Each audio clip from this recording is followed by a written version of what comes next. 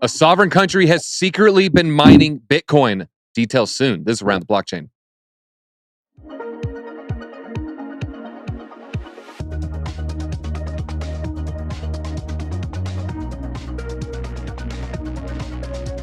Thank you for joining. Go ahead, hit that like button. Do it now. Doesn't cost you anything. I'm asking nicely. I said, please. Let's get into it. We have fantastic guests on today. We're just going to get right to it. On the green, if you've lost some money on a meme coin, he probably has a bigger fail. You can catch him in the future on the show Killer Whale. Ben, when does that start filming? That starts filming at the end of June. I believe I'll be out in LA. So if you guys are out in LA at the end of June, then, I'm going to probably be hiding from you. Thank you. All right. Real quick, Altcoin Daily. Are you involved with the Killer Whale show at all? That's right. We're producers on it. Also, right. Whales next to BitBoy. All right. Well, beware, because if you buy too many meme coins, he'll call you a joker. You might not know his acting career started in poker. Altcoin Daily. Are you excited about that show? I guess he is. We're going to go right on to the next one here. He'll balance your portfolio like a ballerina, and he just got followed today by John Cena. Mind your biz. How'd you even see that he followed you? I don't know. It's statistical improbability, but here we are. Hey, here we are. And then we have Rice TVx. He got a new camera, so he's now in higher res. His last video, he tells you how to beat the IRS. Rice TVx. Are you getting ready for Miami mode here? Super excited for Miami. Yeah, man. Couple weeks away. All right. 2 weeks. 2 weeks and you're fair skinned, so that's how you're going to block all the sun rays, correct? Yes, and stay out of surveillance. Oh, yeah. I'm sure there's cameras everywhere in that city, but probably needs it. All right, let's get right into the show. Biden's Bitcoin tax. That's what we're calling it here. There's now trying to push through a 30% tax on Bitcoin mining and other proof of work mining situations there. And this is going to be a 30% tax on your electricity costs. So let me just kind of maybe break that down. We do have to give 30% to the big guy here. If you spend $100 in electricity and say you mined $110 worth of Bitcoin, well, you're going to have a $30 tax bill on top of the $100 in electricity, now netting you a $20 loss instead of a $10 gain there. Mind your biz. I hope I explained that somewhat correctly there. I want to ask you about, what does this mean? What are your thoughts when you see this? I mean, are there going to be less people mining now? Is this impossible to enforce? How can they tell if I'm mining or if I'm playing Quake 3? Can you just unpack this a little for us? Is it feasible?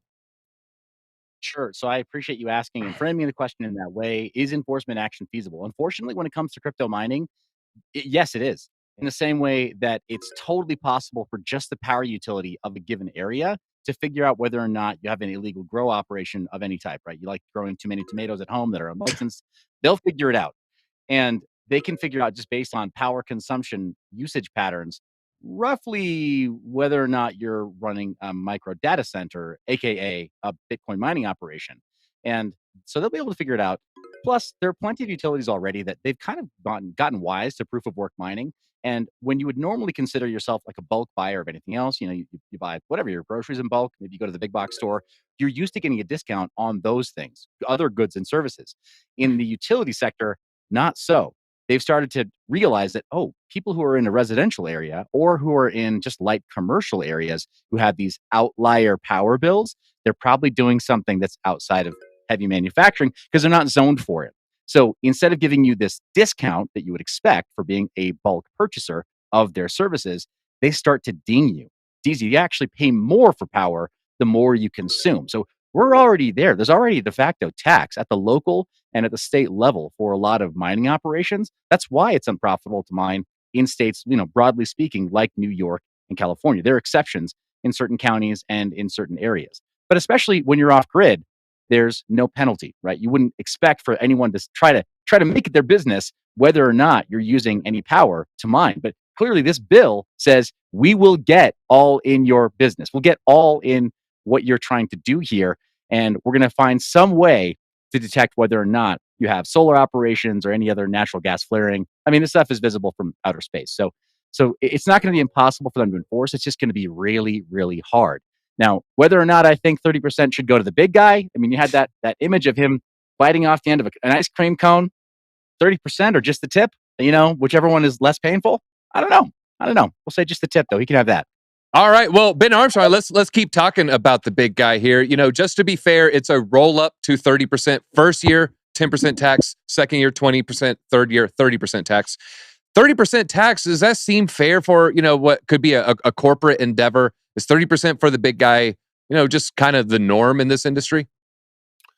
No, this is all a joke. Like, guys, this is not about making money for the government. And I'm preaching this message to people because I really want you guys to understand. Now, there was a story that just broke, by the way, about Joe Biden and some kind of criminal scheme involving him and a foreign national. And now I think maybe I'm starting to see what's going to happen, which is his own party is going to try to remove him so he can't run again. Because if he runs again, he's going to lose. I mean, I don't think there's any question about that.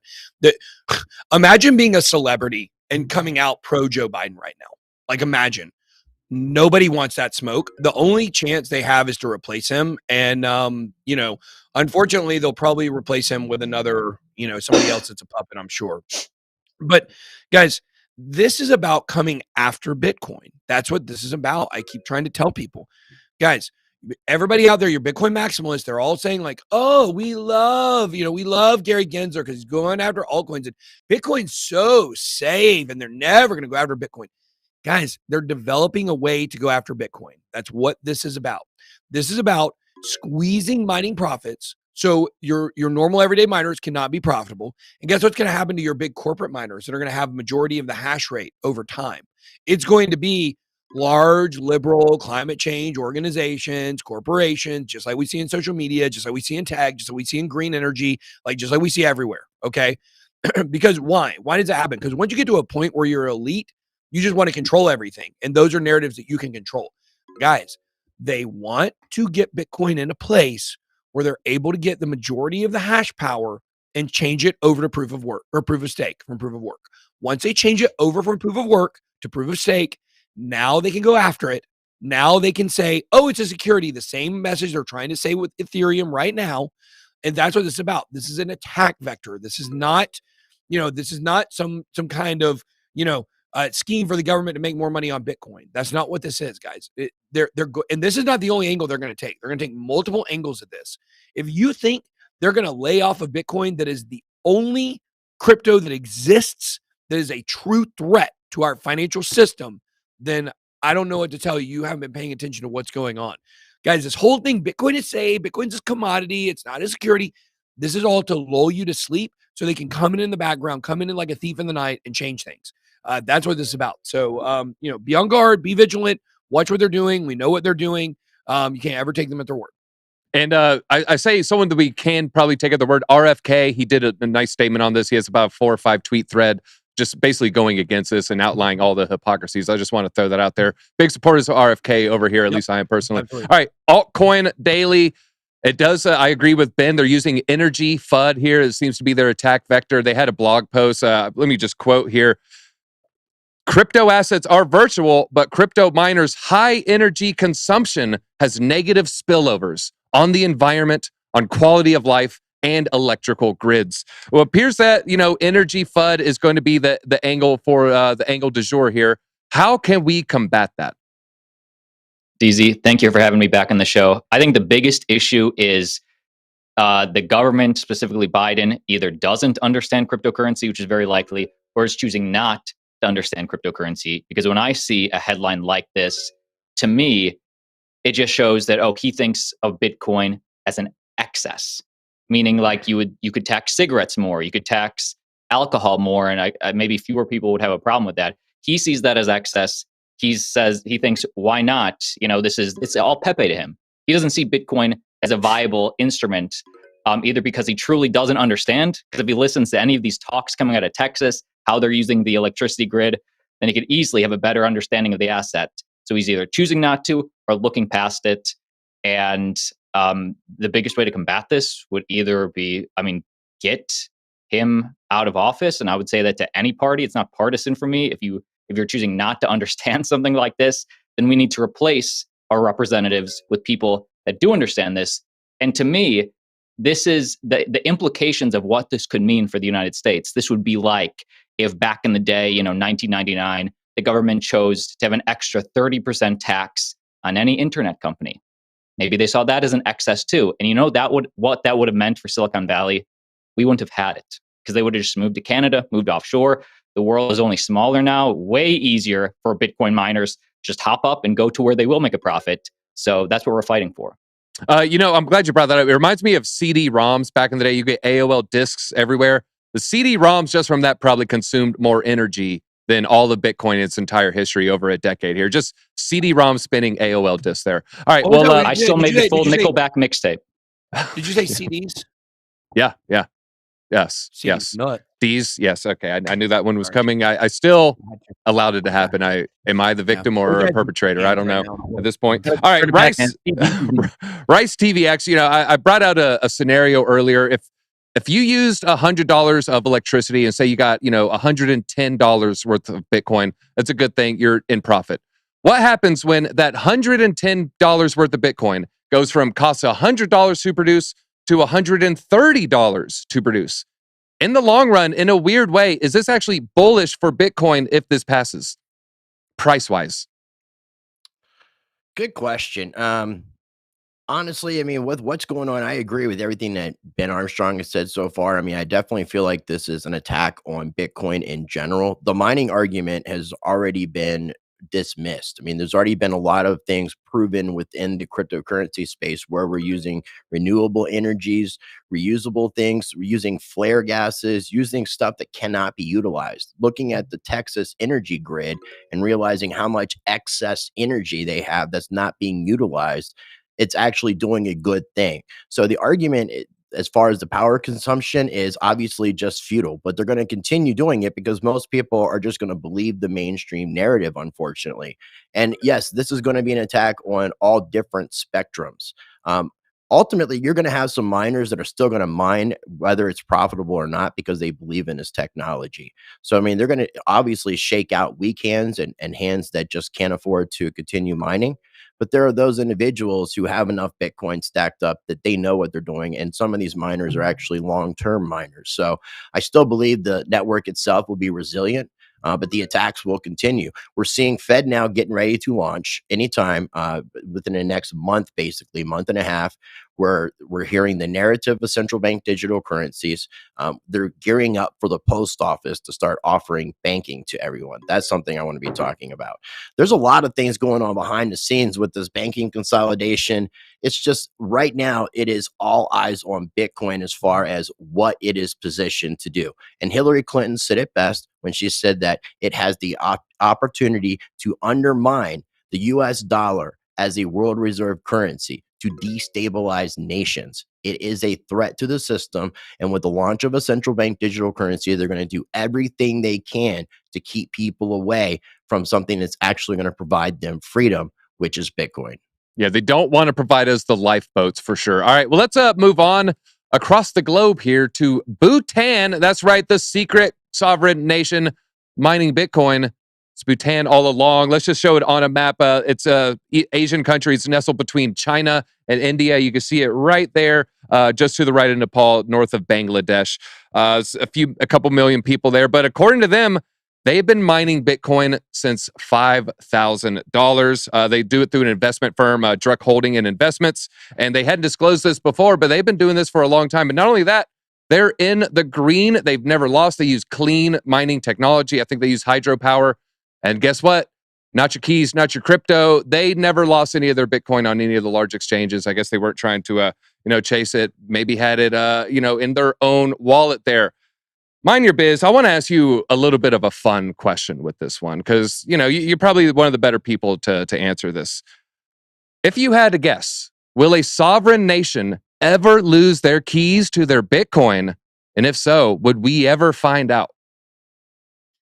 That's a really great question. A really great two-parter. And I would suspect that there are some sovereign nations that absolutely could do it. Among them, you have like North Korea. Totally possible for North Korea to lose its crypto keys, to lose its seed phrase. There's all kinds of terrible stuff happening there. And believe it or not, a lot of the other former, red countries, a lot of the communist countries, entirely possible if it went into the hands of government officials in China and the CCP. I would totally believe them capable of losing their keys as well. But to your point, in both cases, whoever was responsible for it would either be made an extremely public example or an extremely private example, right? They would be lying somewhere very shallowly under the pavement of the steps of the government building. And everybody who walks into the building would just sort of know, like, don't be that guy, right? And that would be a very, very, quietly put away. But it's entirely possible. To answer your question, entirely possible. But if you have a competent minister of IT, you have a competent minister of public infrastructure as it relates to technology, then no, probably not. You typically have air-gapped systems for all of the most important stuff. Here in the United States, for example, the nuclear football, that's sort of like, isn't that sad? That's what we think is the most, like, literally the most important thing for our commander-in-chief to even handle. But something like that is fully air-gapped. And when it comes to something that's extremely important as a bearer asset, such as Bitcoin keys or any kind of seed phrase or crypto keys, I imagine, don't quote me, but I imagine that whatever the minister or the ministry that's responsible for that technology within Bhutan is, I'm pretty sure they take it seriously. Certainly, at $5,000 also, we were all there. That was toward the end of 2017. That was getting into the end of 2017, Q3 of 2017. We had a lot of established standards already for seed phrase safety and security. So they had everything they needed to keep that completely secret, completely safe. I don't know. I think they're probably okay, but there are countries that could F it up. That was a good question. I think you bring up a good point. It's probably not going to get lost.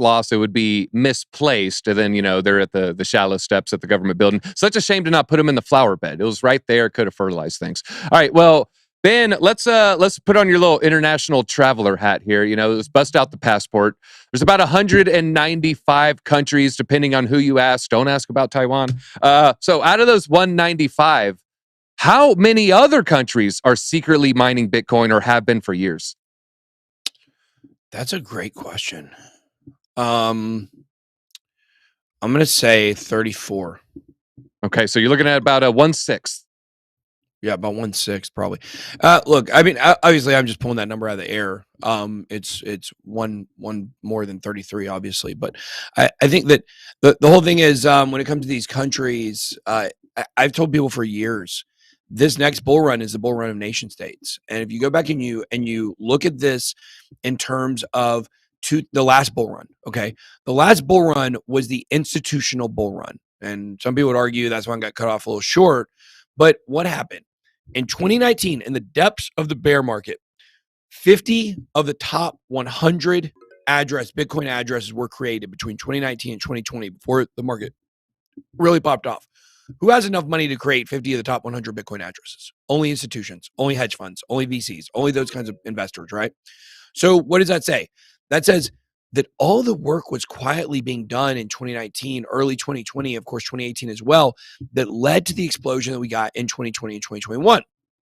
So we're seeing the same thing again, right? But you didn't see stories about the institutions coming into Bitcoin during those times. You didn't see them until the actual bull run in 2021, and then they were every day. You look at what's going on now, you're seeing everybody talking about, or you're seeing all these countries kind of quietly positioning themselves. America, probably the number one holder of Bitcoin right now, based on all of the hacks they got that, took seized and confiscated Bitcoin from. China's right up there. Russia's up there. All these countries are starting to move into Bitcoin and into crypto because they understand the war games that will come down the road with having this, but we're not hearing about it. But once the dam breaks and once the bull run happens, then we're going to look back and we're going to find out all of these countries who are mining Bitcoin. I can tell you some: Uzbekistan, Azerbaijan, Turkmenistan, I believe, is another one. All of these Eastern European or former USSR countries are mining Bitcoin. We know Estonia's got a lot going on with crypto. I'll be there next week, so I'd be interested to see. I'm sure they're mining Bitcoin in some way.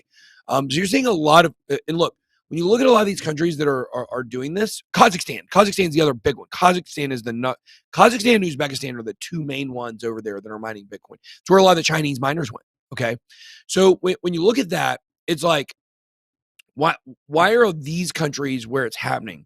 Well, these are countries that have had a lot of financial turmoil because of the fall of the Soviet Union all those years ago. So what you're looking at countries that we're going to want to hedge. And then we got other countries like Bulgaria is one that has a lot. I believe it's Bulgaria. It's not Belgium. I don't think it's Belarus. I think it's Bulgaria that confiscated a ton of Bitcoin from organized crime, and they sold almost all of it. And I think they paid off like a fifth of their national debt with it or something crazy like that.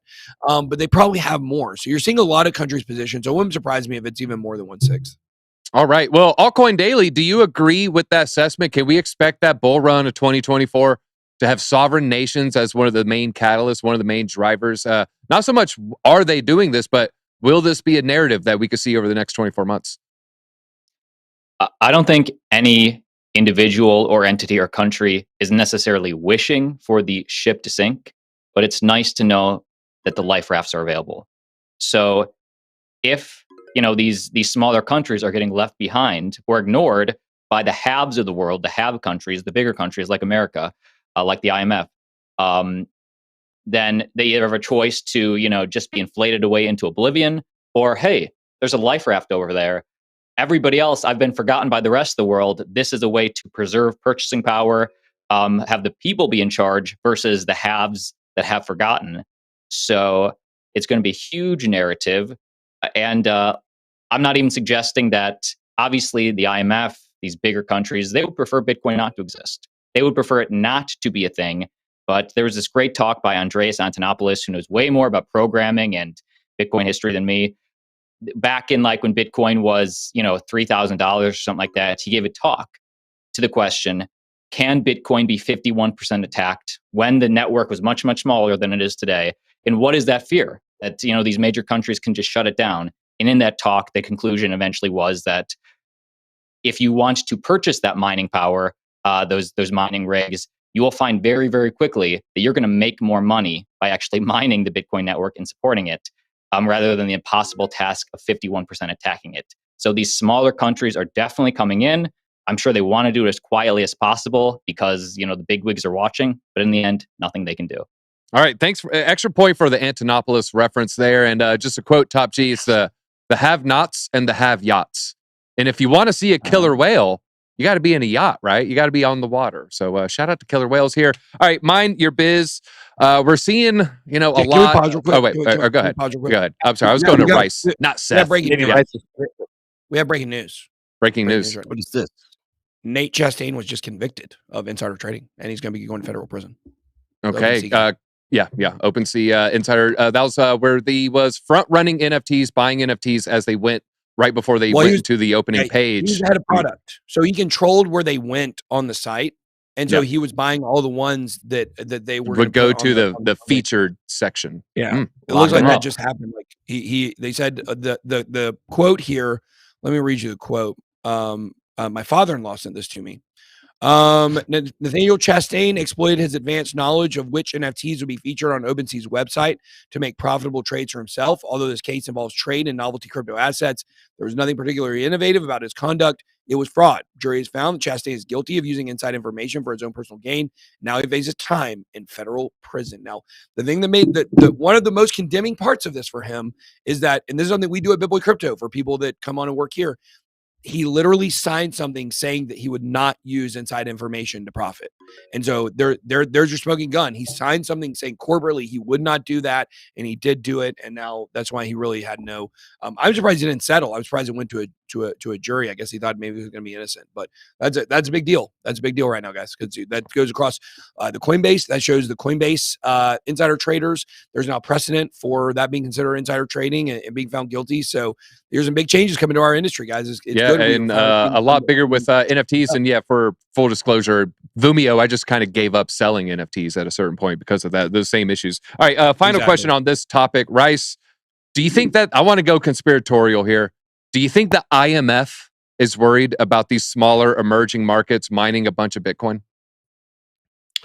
Yeah, 100%. I mean, look at what El Salvador has done. I mean, I believe they've been able to pay off their debt to the IMF with what they've done with their investments, and they are mining, and they're using Volcano as far as the energy to be able to mine their Bitcoin. So it is a threat, like I said, to the US dollar as the world reserve currency. I mean, we obviously have lots of threats on the horizon, the rise of the BRICS reserve currency potentially, but being that that is a centralized thing that's controlled by nations, it's still part of the same problem. Bitcoin is offering that decentralized solution. And any nation that is having to rely upon the IMF or is a developing nation would be smart to mine, buy, dollar cost average, hold Bitcoin. Because I do agree with what was said about the next bull run.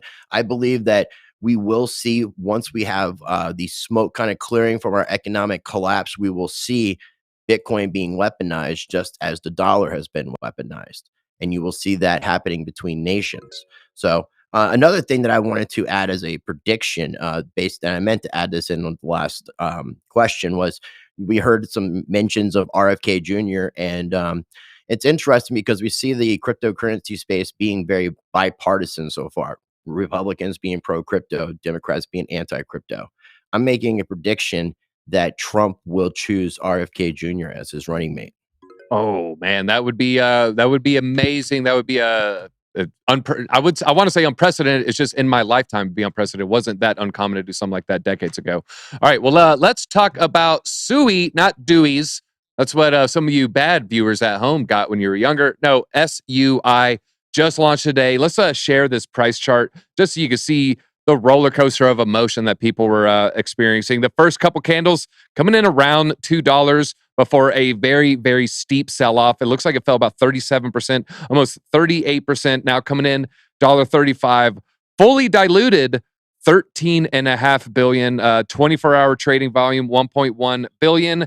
As of about an hour ago, Binance was responsible for 940 million of that 1.1 billion. So Binance being the lion's share of all the trading volume here. And of course, there's a lot, to unpack here with its origin of its code. It was originally developed for Meta, aka Facebook. Spun out of that with the Libra blockchain.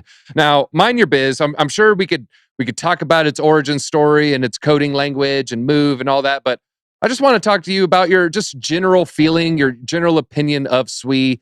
Is this one at some indeterminate time in the future? Do you plan on getting any exposure to, or is this, no matter the price, or is this one maybe staying away from no matter the price?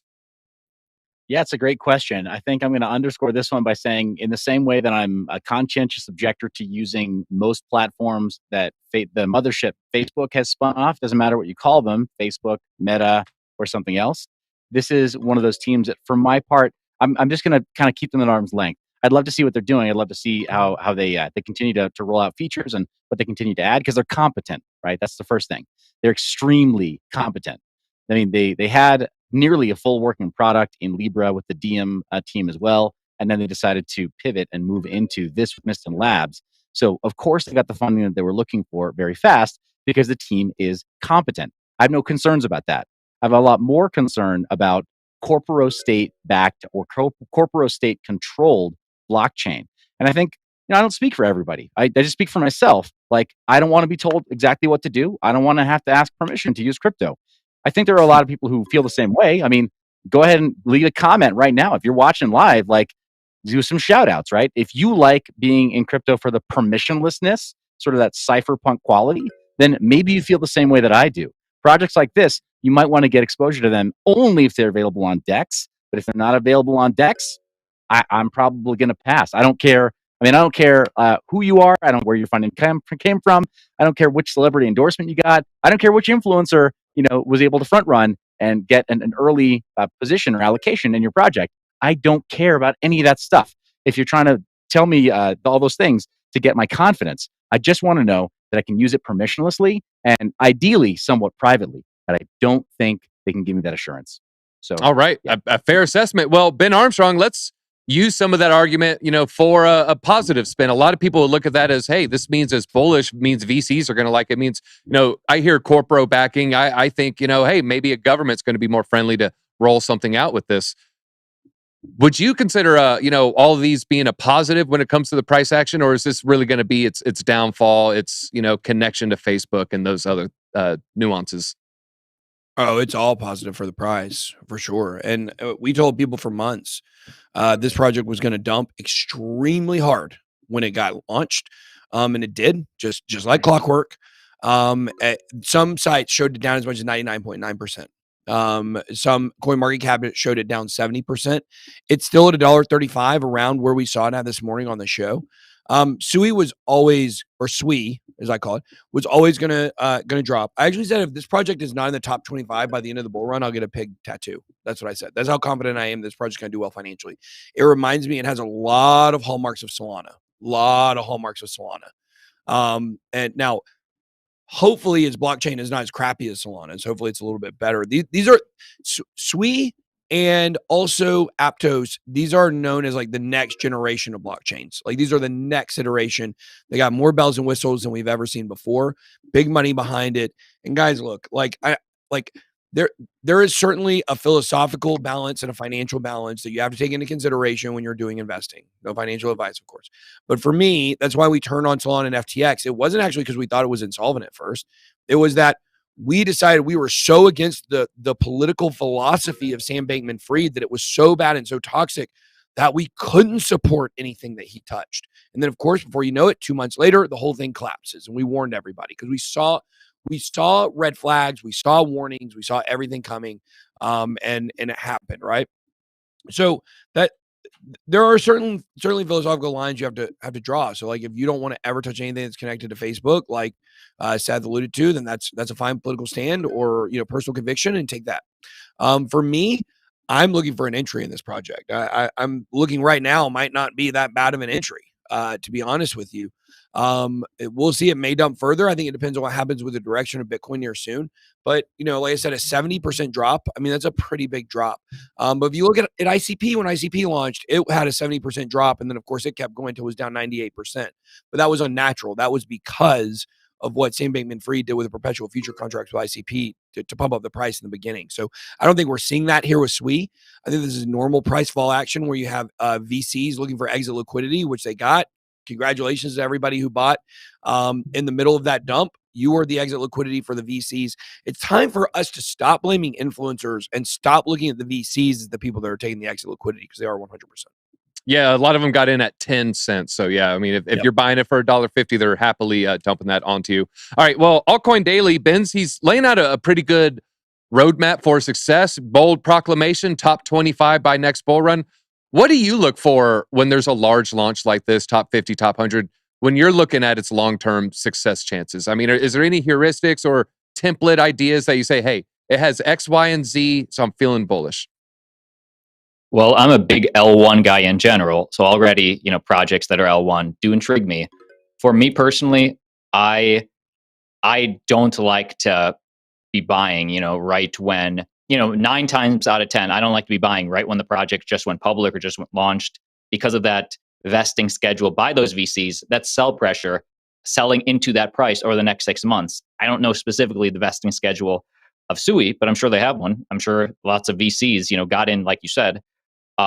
So, the risk is, though, if you miss it, you miss it. I personally just don't like to chase. So I'd rather be a little late to the party. The question you have to ask yourself is, the demand will come from projects building on SUI. That's a long game. Even if we see demand over the next 6 months, the true value is going to happen years. So I have to ask myself, is that vesting schedule, or the dilution of the price, how's that going to come in contrast to the demand we're going to see in the next 6 months? And I think 9 times out of 10, you usually see big blow off launch, and then price kind of settles in the next couple of months as we see what the true price should be, what the market dictates. So I don't like to chase, but I'm definitely watching. I don't like to chase either, but I do want to chase maybe a spot on that show, Killer Whales. Maybe one day I can pitch something to the big whales on that show. All right, and hey, maybe they'll sponsor the show one day. All right, just putting out a feeler. All right, Rice TVx. We're talking about its launch, talking about its impending, chances of success here. Well, let's look at one thing on the tokenomics real quick, and it's kind of scary. It's actually really, really scary. I'm looking at the circulating supply compared to total supply. For reference, this is 528 million compared to 10 billion. That is 5.2%. Let's just call it 5%. Only 5% of the token is out. That means 95% is yet to release. What does that mean to you when you're thinking about the price action? I mean, it means there's a long way to go for the project as far as like everything to build on the project, to build on SUI. I agree with everything that has been said so far. This is 100% a VC project. It will be successful, whether or not it is actually good or not, because I didn't like Solana. I was very anti-Solana, but it still did well. Even though they had issues with the blockchain shutting down, it was still doing well. So unfortunately, I don't think people are going to be learning from their mistakes when it comes to this. But as far as what everybody said, the most I agree with Seth, his point of view, because I like to take a stance on things that I believe in as well. Now, can somebody take advantage and capitalize off making some gains off of this particular coin? Absolutely. I mean, you can. So whatever is in your heart that leaves you in conviction, that's where you need to go. But when it really comes down to it, what I really want to do is start a campaign to try to make sure that this project is not successful, just out of spite, so that we can see BitBoy get this pig tattoo.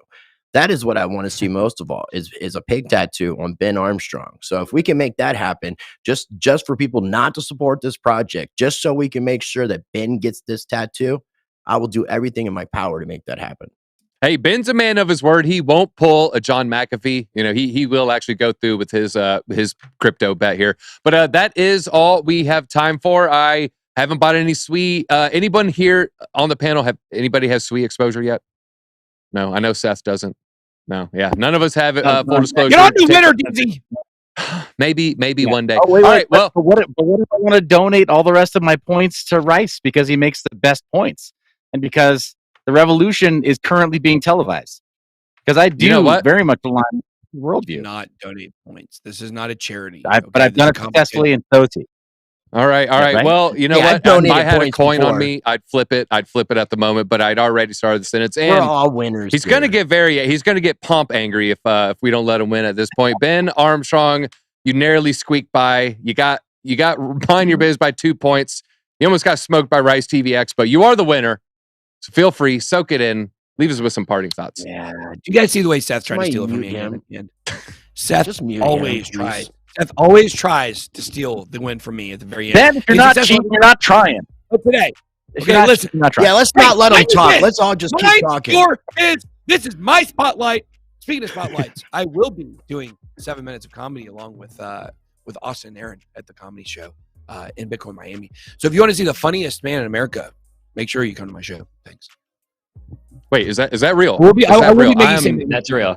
I'm so mad. I'm not. Oh, why am I going to VCon? It's called I might have to switch it. I might have to switch it. Go ahead. It's called Mona's Web3 and Comedy or something like that. Yep. Link in the description of my video. All right. I want Donald Trump roast session level jokes here. All right. Well, that's all we got time for. Make sure you hit that like button. Make sure you go check out everyone's links below. Killer Whales. Hey, maybe watch that 6 months from now, whenever it launches. That's all we got. Buy some Monero. Check out Rice's channel. Until next time, easy out.